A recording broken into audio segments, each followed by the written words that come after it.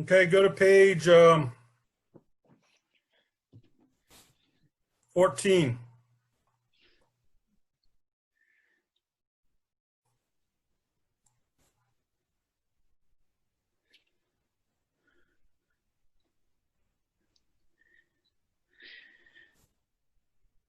Does that look familiar? Yeah. Okay. First question I would ask you is, does that even make sense? Yes. It makes sense. Okay. How would you think to improve it?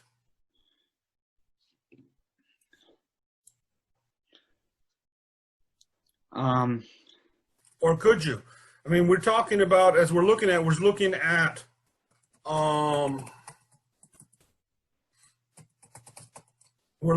the field divided into squares running up and down, but what about for the length? But what about for the width?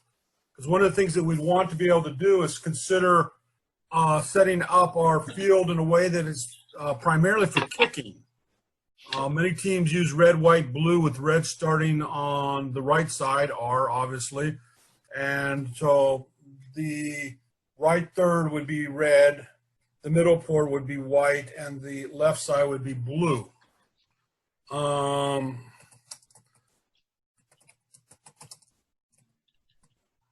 Does that make sense? There are people who think that perhaps it should be moved to fourths or to quarters. What do you think about that? Or what have you used in the past? I mostly just let the backs deal with that. But you are a loose forward, aren't you? I know. Okay, well then why I would should have probably paid more attention to the backs plays, but well, think about this. As a loose forward, you're one of the, well, obviously you should be one of the fastest forwards, although hookers tend to be really fast too. So if you know where the ball is to be kicked and you're able to get back on side, you'll be able to get down there to make some sort of definitive impact. The ball goes out, you can be there to prevent a quick line out by the opposition team. Or you know where the ball is going to bounce, perhaps. So knowing if they're going to kick to the right, to center, or left would be a significant impact on where you run down the field, don't you think? yes. And the other thing is when we're starting talking about patterns of play,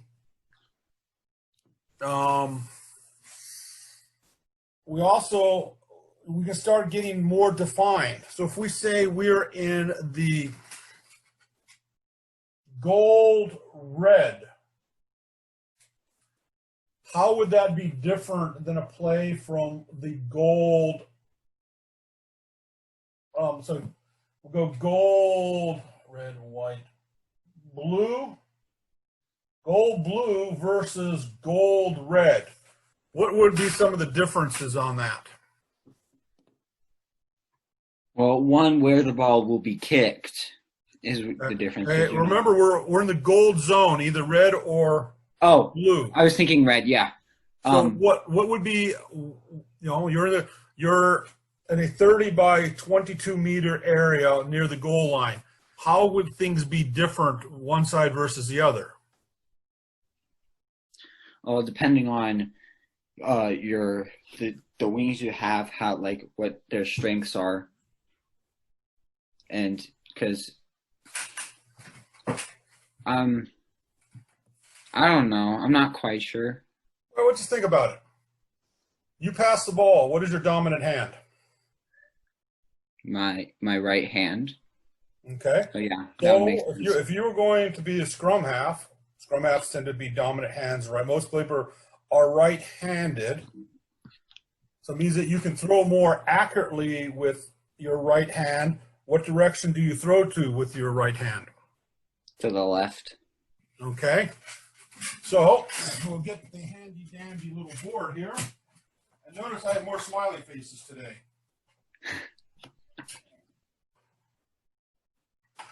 All right, you see the handy dandy little board. Yeah. I'm going to move this over so my stomach at least enables me to get closer to the board. Okay, so think about it.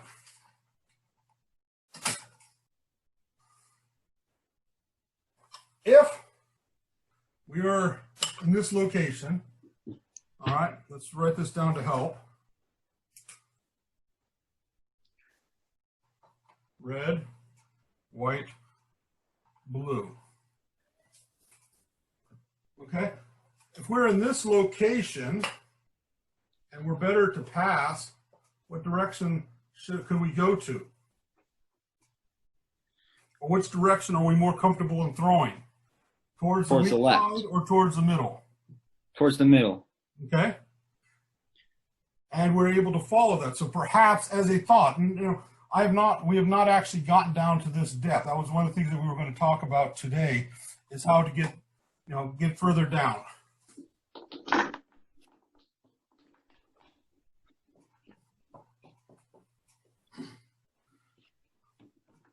Okay. So, but on this side, let's go with blue. Blue smiley. If blue smiley is over here, and we still tend to pass more accurately with our left, what would be a potential thought on what to do here? It'd be easier to do a punch, pass, because you don't have to, or you could go to the outside, or you could do a punch, pass. Okay. Towards this should be a punch, pass too, shouldn't it? Yes. Okay. But these are going to be accurate passes. Yeah. I tried doing the same thing, going to the center here with our weak side. Yes, all great rugby players can pass either right-handed or left-handed, right? And now you're a young, great rugby player, so you should be able to do it. I'm an old, barely able to move rugby player, so I throw with only one hand. So, and remember, our zones, how wide is the rugby field? About 60 meters. Sorry? 60 meters? Around, well, we'll just, for the sake of this argument, we'll just say 60 meters. So it means I have a 20-meter gap. So if I have the ball's right there, I still have an option of an 8-man pickup going here. Who do I have coming right here? Your wing. What? Or your center. No, this would be a wing, as you're correct. But what do I have back here also coming up? Your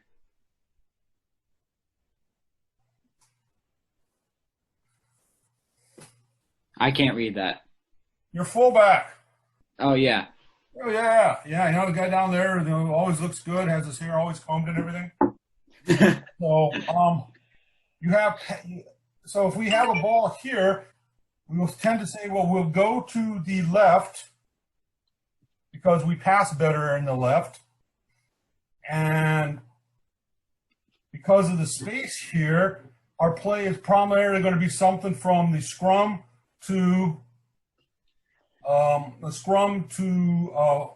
a wing and fullback, and then the rest of the scrum right here, and then punch, and then maybe punch, and then a quick here, or this is where we risk going outside. Now on this side, we may fake something here just to keep them honest, but we can pass well here. Boom, boom, boom. So we can definitely do a punch, or we can go, out wide, have a ruck or contact. Let's go with yellow, Mr. Yellow Smiley Face. Have a breakdown right here. Okay. And then from there, what do we do? You've already said it before. Punch, pass. Punch, and we still have our strong ability to pass outside. So that leads us to the pattern of play. Say we were in the gold zone white. What should our pattern of play still be? You could go to either side. Right. You can go to either side because even though, and this is part of the thought patterns that as we look at for our team itself, you can go this way, but say you your dominant foot is left. What can I do right here? I'm the scrum half. Boom, boom, boom, boom. My dominant foot is left. I have people out here because, we set and we're in the middle of the field, so we have a split back line, right? What can I do with that good foot of mine? You can kick it to the outside, and the wing can try and pick it up. And exactly. Now, based on what they've seen us, we tend to want to go to the left because that's where we're strong. Would an opposition player team expect us to kick here with like an up and under with the wing coming here to catch it? Not really. Okay.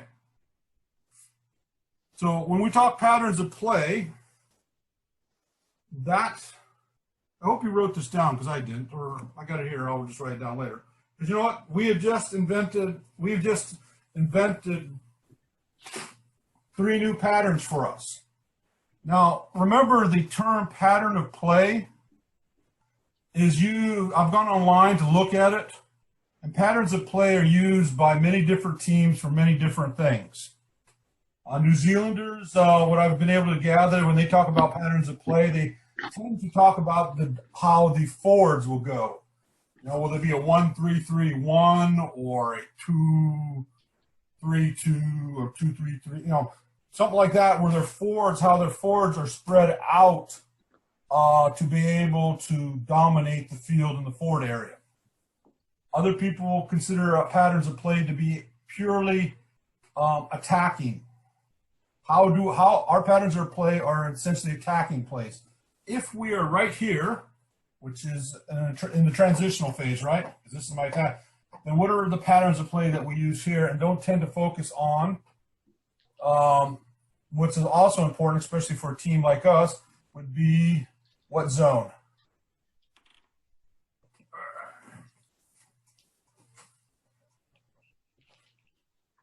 Sorry, what was the question? Okay. So we've been in the red zone, and we've said basically what we want to do there. I'm sorry, not the red zone, the gold zone. We want to attack. We want to push. Pound, pound, out. Punch, punch, pass. But what if we are, and we'll use Mr. Purple Face.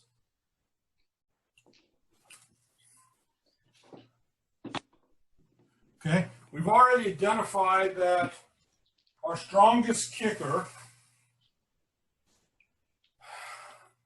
kicks with his left foot.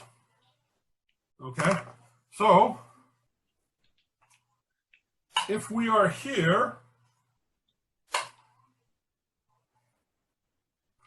what should he do? Kick for touch.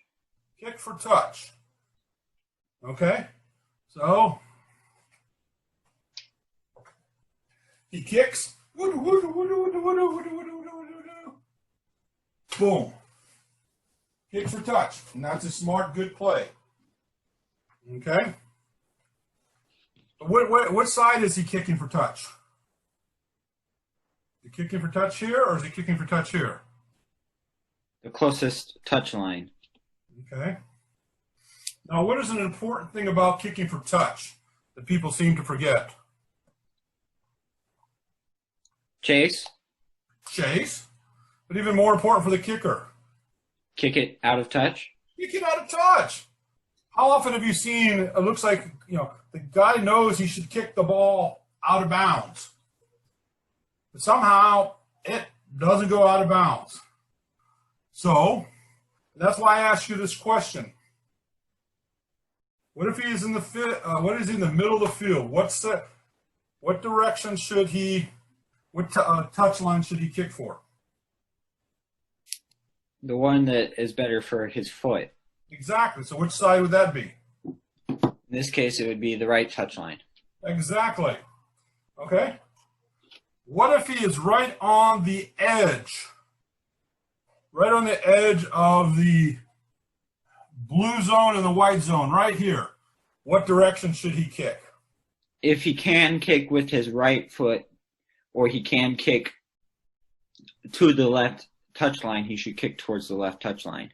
Right. But what is the most important thing he must do? Get it out of touch. Get it out of touch. So if he is someone that, can only kick to here with his right foot, but with his left foot, even though he is stronger, he can kick to here, which side should he kick to? The left one. The right one? Because I mean, I don't know. Yeah, you've kicked before, right? Sometimes. My weak foot, my less dominant foot, I'm barely able to actually get the ball and the feet to connect together. So the fact that this is the closest line, if I was using my weak foot, I'd be happy if it actually went sort of forward. But using my strong dominant field, I would conceivably be more confident to kick here. So when we're talking about in the defense zone, remember in the defense zone, our primary goal is to do what? In the red zone, what is our primary goal? Kick it into touch. Well, more importantly, get it out of the red zone. Yes. Because say we had a team that was spread out and we had the ball, say Jason had the ball. We have the ball right here and Jason has the ball. Are we going to want Jason to kick it? No. But if we put it in his hands, what do we want Jason to do? Run. Run. Get the ball out of the red zone. Okay? So, again, when we're looking at patterns of play, we start getting down to this level of detail, we also need to know what our team can do. Okay? If we had an entire back line of Jasons, and we were a coaching staff, we're actually thinking about having, have you ever heard the term the Beefalo back line? No, I have not. The Beefalo back line would be a back line essentially made up of a prop, lock, prop. I'm sorry. Hooker. How many teams can hold against that?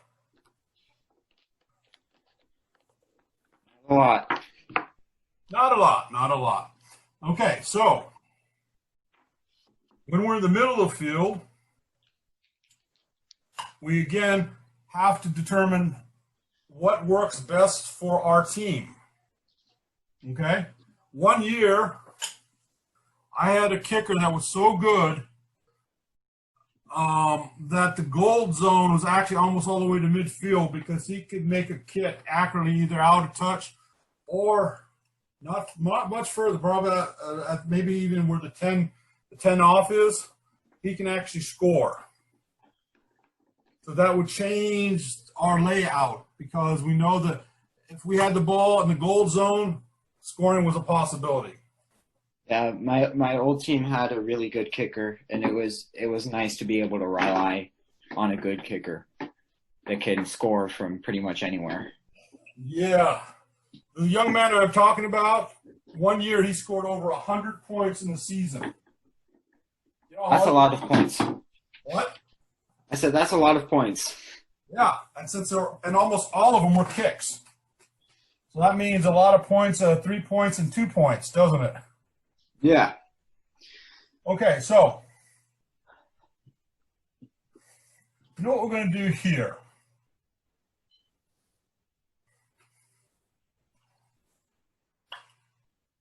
Let's do a little game plan, if you will. Okay. Mr. Smiley is actually harder to deal with. All right.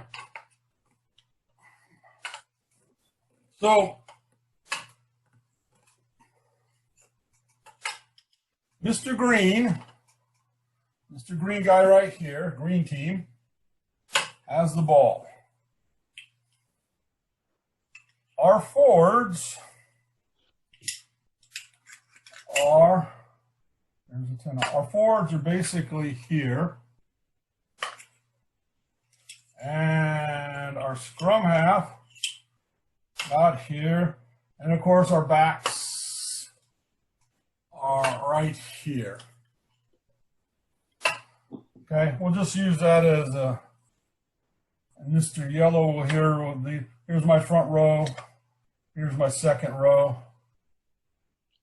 And these will be loose forwards. And of course, backs. All right, so Mr. Green kicks it right here. He catches it. What do we expect him, Locke, to do with the ball once he catches it? Run forward. Run forward. What do I expect these two guys to do? Follow truck and trailer. Okay, what do I expect him to do? Pod. Okay, be a pod. What do I expect him to do? Get the ball from the ruck. Okay, get the ball from the ruck. He is a scrum half. All right. Why is it a ruck and not a maul? Because you're attacking. Exactly. We're attacking now. When do we want to use the maul usually? In the red zone. Why? Because it's easier to protect the ball. Here to protect the ball. Create a stable platform to get a kick out. Okay, soon, boom, boom. All right, where's my pod? Oh, my pod, boom, boom, boom. Okay, so now we have a punch here.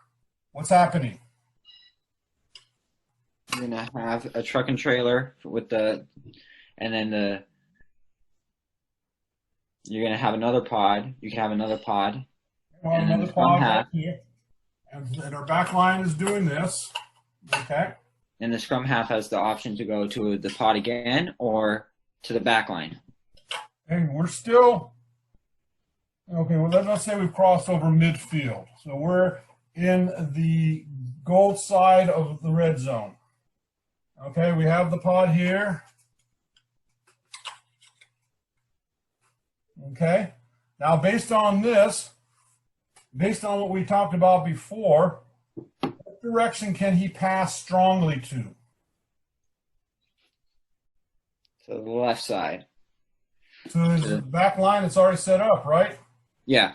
We can expect all of them to also catch the ball. So, again, thinking about where we are in the field,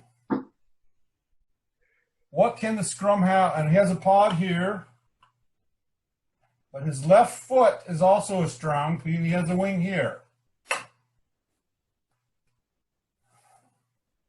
What are 4 options that he has right now? So he can go to the back line. You go to the full back line, yes. Yes. He can chip it to the outside, to the weak side wing. Or he can go to the pod. I don't know what a 4th one would be. Or he could kick it to touch, I guess.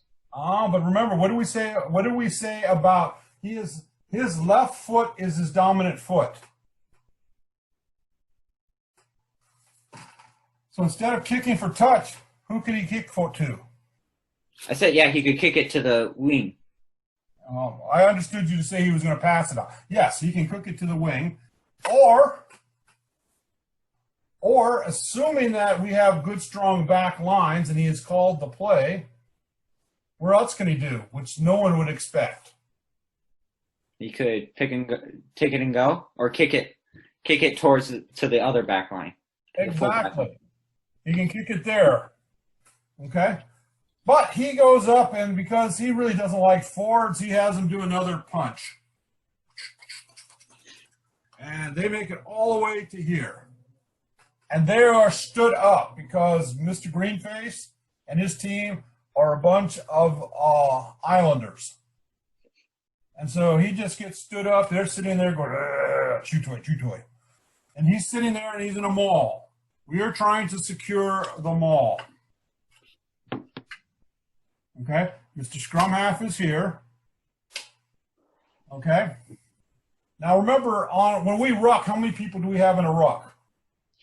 You have the guy who went in and then the truck and trailer. So 3 in total. when we have a maul, normally how many people would we have? The same amount. No. We have the ball carrier who's being held up. We have the person that strips the ball. Oh, I guess you would have 4, yes. Minimum of 4. But if they bring more people in, then we have to match it. So what is the likelihood of us having a good solid pod at a mall? Less likely. So now we probably don't have a pod here, or we have a single man pod, which is something we never want, right? If we have a single man pod, what's the term I use for putting the forwards in the back line? Shadow, the back line. Shadow. Okay? His options are now limited, but what can he do? He'd probably pass to the back line or kick to the back line. Kick, and the back line could. Okay. Or say he's a gutsy guy. Okay? Okay, we have a cat walking on the computer. I hope that did not. Did you see the cat walk across? I sort of saw it. Okay. So, our game plan is to punch, pass. So we're drawing everybody in here because we are expecting to pass. Now, opposition teams are not stupid, are they? No. So what are they? Punch, and this is standard. What are they likely expecting this next play to be? A pass towards the back line. Okay. And if they're doing that, and remember, why do we do a punch, pass? So that we can draw everybody in. Okay. So what happens if, this is when we start talking about it, and you as a team leader, I would like you to get the conversation going with your teammates when that gets started again. He can do this.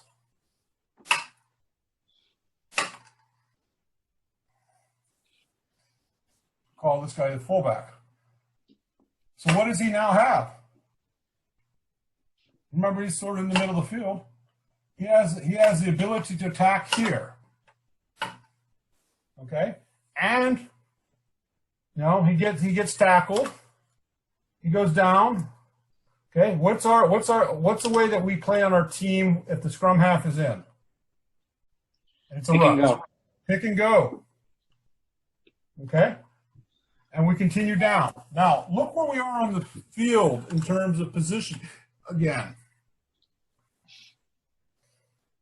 what sort of options does he now have?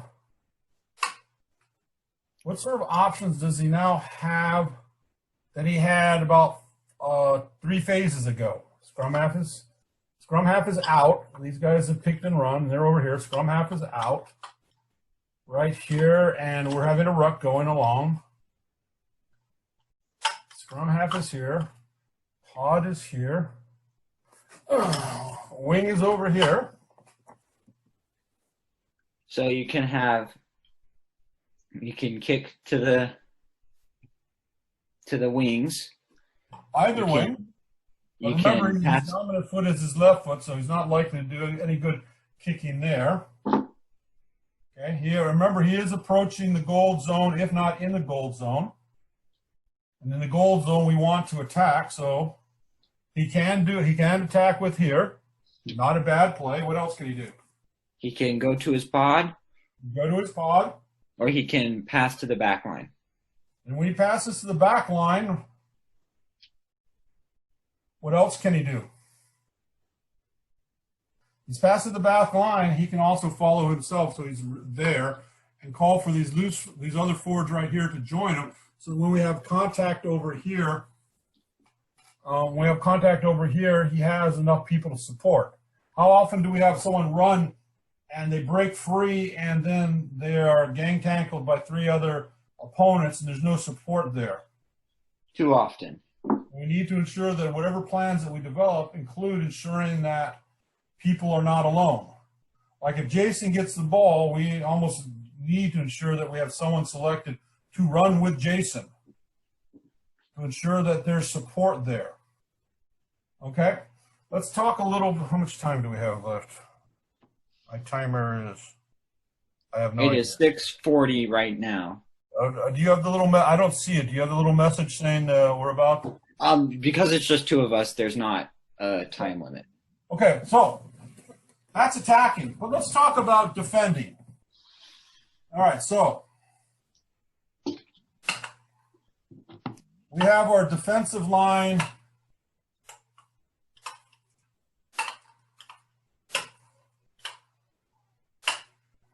Forwards are trying to catch up. We have a defensive line here. And the attacking line is coming up really, really fast. And they're all big guys.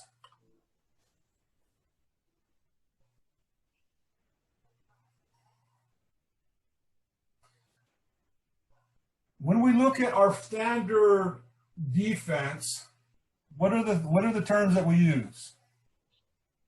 First one begins with an M. N. Nominate. Nominate. Okay. So in our defense, who is the most important person in our defense? The person with the ball. In the defense. Oh, in the defense. The person who nominates on the ball. Person who nominates. I have ball carrier. Once everyone says I have ball carrier, what should the rest of the team be doing? Nominate off of them. Go. What should this guy be saying? I have orange face. That's pink face. Oh, I have pink face, yes. All right, pink. And what does this guy say? I have purple face. And this guy says? I have green face. Okay. Now, and so we are on line, relatively flat, although wings are sometimes just a tad back wide. In case they kick? In case they kick. All right, so he starts running this direction. Okay? Who has the ball now? Who should call for it? The middle orange dude. This guy? He should say, I have ball now? I don't know where you're pointing to. This guy right here. Yes. Hey, why? Because he's the closest to the ball carrier. Not only is he closest to the ball carrier, but the ball carrier is going in his direction. Does it make sense? So the ball carrier is coming towards him. Does it make sense for him to say, I have the ball when the ball is coming away? No. Okay, now, should this guy go out? This guy has ball carrier now. So this guy's just sort of sleep and go, yeah, he has it taken care of. No. But what does he need to be aware of? Think of the plays that you have been taught on this team. You can do a scissor or Yeah, so he has to watch out for Mr. Pink to do a scissor or a cut. This would be a switch. Yeah, switch. That's the word I'm looking for. Okay? Or we're going forward and then we can go through, I'm sorry, my mistake. This will be the scissors, you are correct. Initiated by who? Who initiates the scissors? The pink. Pink. Okay? He has to watch out for that. Or if he initiates a switch, he has to be ready to prepare and ensure that this guy right here, if he keeps the ball, he can still go take care of it. But if we're just doing a normal guy, he's running forward, he passes, what do I expect to hear? What do I expect to say? Don't remember. Well, this guy has the ball, so what should he be saying? I got ball. And then okay. All right, so now we've nominated. We've now ensured that every one of us has a job that we need to perform. Okay? My job is to watch purple face. My job is to watch yellow face. My job is to keep tabs of the ball carrier. And if the ball gets passed now, what does he say? I got ball. And? I got green, yellow. Okay. So we made the nominate. What's after nominate?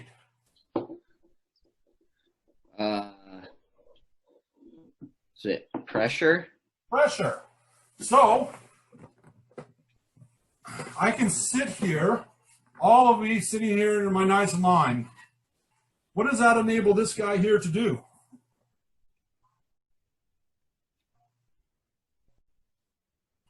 I'm giving him 15 meters. And I'm sitting there waiting to run. Yeah.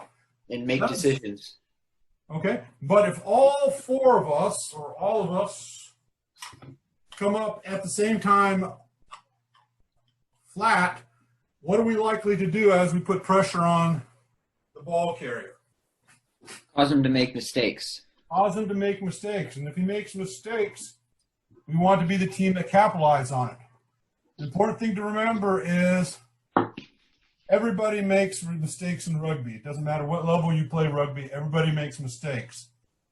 The team that wins is a team that makes the fewest mistakes and capitalizes quickest on the mistakes. So we're coming up, they make a mistake, we can capitalize on it. So we add the pressure. We've nominated, we've added the pressure. Okay? What's the next thing we need to do in our defense? I don't remember. It begins with the E. Execute. Execute. So what does that mean for me? Go and actually tackle the dude. Swabbo! That's what it means. And then from there, remember in our principles of the defense that we talked about in our first or second lesson, we want to regain possession of the ball. Slammo, ruck, truck, trailer, steal the ball back, get it out to us, and we're now on the attack. Okay? Now, say the opposite was occurring, and we have the ball, but we have this big, very large, powerful, fast team coming on to us. Okay? I mean, coming on so fast that by the time the ball is getting near here, they're getting almost to our decision circle. What is a technique we can use to slow down an aggressive attacking defense? I don't know. Okay, fair enough. Can I be hit if I don't have the ball? No. Okay, so that's the first thing you do is don't give them a target to hit. Second, how easy is it to change direction? If you're running forward, how easy is it to change direction? Not sometimes. I don't know. I mean, think about it. If you're running forward, how quickly can you go laterally or backwards? Make that transition. It takes some time to change your momentum. Exactly. So he can't kick me or tackle me if I don't have the ball. It's hard to change direction. What is the only way in which I can propel the ball forward? I can't pass it forward, but what can I do? Run or kick. Propel the ball forward. It means kick. Okay? So I'm coming up fast, and I say, chew toy pink guy, chew toy pink guy. Up and under. Can he hit me now? No. Is he changing? Does he have to change direction to react to that? Yes. What direction am I and my teammates running? Forward. If I catch the ball and we move forward, we're looking good. Okay? So, they got this fantastic fullback. He stops us. Okay, great. Then there's another time we're coming forward. Okay? And they're still being aggressive. They haven't learned their lesson. So what does Mr. Yellowface do? Coming up fast. We are moving, we're moving forward. These guys are starting to get back in their support positions. What does he do? Pass. No, remember, these guys are aggressive. So by the time the ball gets to him, he's likely to have orange face in his face. So what can he do? Kick. Exactly. Up and under, grubber, again. So that if the first few times that they've come on to us, really aggressively, we kick it and we support it. How fast are they going to be coming aggressively as a normal course? We've now slowed down their defense, haven't we? Yes. Okay. So this is our last session, and we're closing up. Do you have any questions or ideas or anything that you would like to ask? No. All righty. I think we'll just close this down. Thank you for being at every meeting. I'm gonna put something out on the Facebook page so people can actually come on, look at this, comment on it, because like I said, this is a conversation between you and I. Mm-hmm. So I can think of some things that were probably wrong. Many things that we probably need to talk more about, and things that need to be clarified, because you and I may have said something that is immediately obvious to you and I, but someone watching it may not. And pretty much, if you recall, this is very similar to the classroom time that we set up at the start of the season, isn't it? Yeah. So what I would like to consider doing is having people review this, make modifications to this video, so that we have a preseason video stuff set up, so that if someone can't make it to practice or something like that, they have our entire ideas in the way that we play. And if I can get some of the other coaches or older and experienced players or coaches or players from other teams to say, well, that's a great idea there, Earl Shepard, but have you thought about this? So that we can try to get new people to bring in ideas. Like I said, our patterns of play for this team are the same ones I used before I went to Germany. Same ones I used with the All-Army team. You know, they just haven't changed much in 10 years. One of the things that one of our coaches on the senior men's team is looking at, instead of dividing the field into 3 areas, dividing it into 4. As you can see, if you divide the team into field into 4, you would not have a quite as large transition area. 50 meters is a long transition area, so maybe we have a smaller transition area of still a relatively small defensive area, and then a zone that is getting ready to attack, and then the zone is we plan to score. If we touch the ball in this zone, we will score. So, you know, get other ideas to come in on this. So that is one of my goals, and you'll see that. Are you on Facebook? I'm not. My mom is. Is she a member? Is she part of the team? Yeah, she should be, I think. All right. Well, whatever I post on Facebook, I'll also post on Team Snap. In order for me to upload the videos that are on the Team Snap, I don't know if you actually look to see if your video, watch yourself, but all the videos except for this one have been uploaded to Team Snap. And the only way I'm able to actually upload to Team Snap is I have to create a YouTube video. So we actually have a YouTube site called Kitsap High School Rugby. And it has all our classes and people can comment. So far, the comments I've had have been more about would I like to buy some medicine or something like that. But, you know, I have filters on it to try to keep it relevant. Yeah. Okay, do you have any final ideas just for the future? We don't know what's going on. No. Josh's dad is the new team manager, and him and the committee, the youth committee, and you know, either your mom or dad may want to get a hold of Mr. Denton and help. We are setting up our protocols to return to play. So when Kitsap County goes to phase 3, what can we do? When Kitsap County goes to phase 4, what can we do? When can we go back to full contact? I just hope I'll get a play this year. Sorry? I just hope I'll get a play this year. You're not a senior, though, are you? Yeah, I'll be a senior. Oh, that's true. Wow, I can't believe that's right. It's August on now, isn't it? Yeah. Well, we're trying to figure out a way to be able to, football is going to spring. It's looking like. Yeah.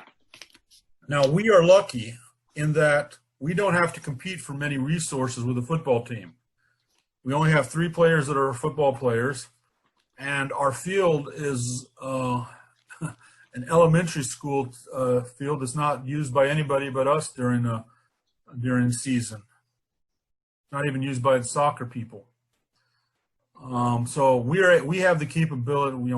If we were told that we can play, our playing competition season at the same time as football, we could probably support that. Now there are other teams who have to use high schools, and many of their players are high school football players. Although, seriously, many of those players would probably rather play rugby than play football. I know I'd rather play rugby than football. Okay, I will let you know what's going on. I'll check with Coach Denton if we're going to keep the team snap available, because that is one of the few ways we have to actually communicate. But as soon as I know things, I'll certainly let you, the players and your parents, know what's going on. Yeah. Okay, again, thank you for putting up with the grumpy old fart that says a lot. And I hope you learned something over the past 10 weeks. Do you think you've learned anything? Yeah, it's been useful. Okay. And go look at yourself. See that I say a lot and you scratch your shoulder a lot. Like that? Yeah. Like that, or you tilt your head over. You are blushing. I didn't know you can get that red. All right, we're gonna sign off now, okay? Okay. All right, thanks a lot. Thank you, Coach. All right, bye.